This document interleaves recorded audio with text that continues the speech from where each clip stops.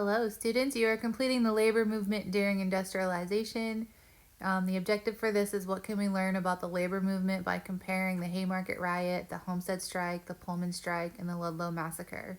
Directions are that you will read one of the four major labor-related events in U.S. history from the industrial age. Read about your event and fill out the table below based on your reading. When your group is ready, share the information about your labor movement event with the group, using the information to complete the table below and the analysis questions that follow. I'm going to read the Pullman Strike of 1894 during this video. You will be filling in for industry, so like what industry, people involved, and what happened, cause, effect, and impact. The last video, I will go back and read all the analysis questions for you. So let's go ahead and read about the Pullman Strike of 1894. Historical context. During and after the Civil War, the railway industry dominated the American economy and was the nation's single largest employer.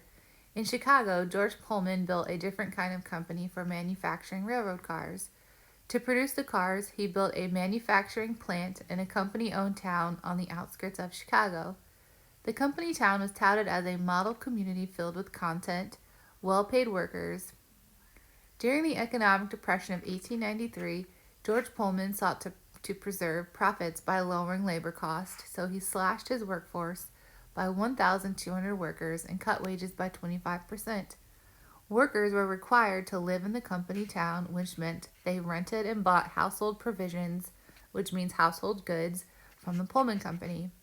While wages had been slashed, the cost of living in the company town did not change, drastically altering the lives of the Pullman railway workers. Events of the Pullman Strike. The Pullman factory workers went on strike and were joined by the American Railway Union, ARU, and its leader, Eugene Debs. The ARU supported the strike by refusing to run trains containing Pullman cars. The plan was to force the railroads to bring Pullman to compromise. Once on strike, the laborers proceeded to obstruct railroad tracks, preventing the transportation of goods and attracting national attention. The strike affected nearly all of America. The media coverage was extensive and generally negative. The editorials and articles depicted the boycotters as foreigners who were anti-American. The strike was ended when President Grover Cleveland used the U.S. Marshals and U.S. Army troops to force the workers to resume their duties. His lawyer also argued that the strike violated the Sherman Antitrust Act and represented a threat to public safety.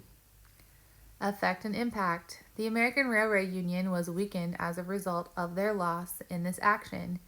Eugene Debs was jailed for 6 months for his part in the strike, but he also gained a national following as a strong leader willing to fight for workers' rights.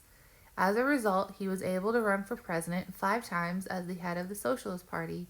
In 1894, President Cleveland designed Labor Day as a federal holiday to appease workers. Many Americans were appalled at the class conflict that the strike and others like it represented. The events of the Pullman strike led to a deepening awareness that there was a labor problem in America and a labor question in American politics.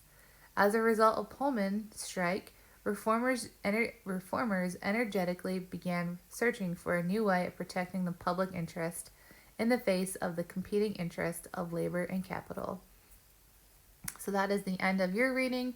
If you need to replay this, please do just start it all over and make sure you fill in your chart and then go back to the last video posted if you want to hear the analysis questions read to you.